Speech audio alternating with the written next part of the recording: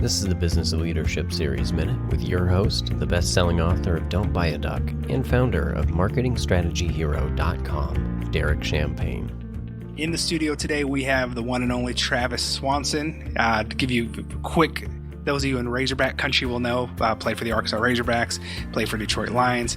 Was a starting center last year for Miami Dolphins for most of the games. Yeah, about 11 of them. Awesome. If I remember correctly. Hey, thanks for being with us today. Yeah, I appreciate you having me. Let's talk for a minute, though. Let's go back and talk about your dad.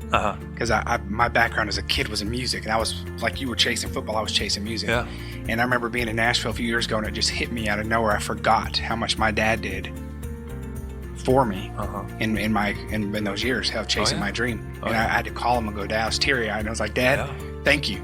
And I'm like, you used to drive us to Nashville for showcases and put up with the band, put up with the guys. And tell me about your dad and his, because he kept coming up of helping map things out. And well, him and my mom, you know, they were so vital in not only helping me get to college, but then also to the NFL, because, you know, they put me in. I started playing football when I was 6 years old. Wow. And it's because they said, you know, I was taller than everybody, and I had bad, like, spatial awareness with other people. So I'd always just be on top of the other kids. And I'm like, well, why don't we let's just put them in football and try and get some energy out, you know? Yeah. And apparently they said when I was 6, I got on the field and didn't want to do anything. So I just completely blew back in their face.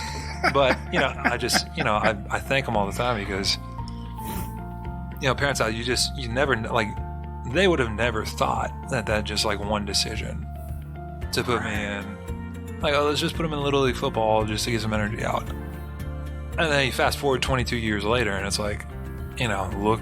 It's incredible. Just look what happened. Hey, that's encouraging to me. My son has the same spatial thing, and we put him in soccer, and suddenly he's the guy that's up on everybody stealing the ball. Yeah. And we didn't even think of that being a skill set. Yeah. And put in the right environment. Yeah, I mean, you never know. Just things that kind of come across in your life that at the moment you could think are so little and simple, and it's like, oh, let's just do this. And then, you know, it blossoms into something that is, you know, kind of taken and sent my life on this projection that never thought would happen.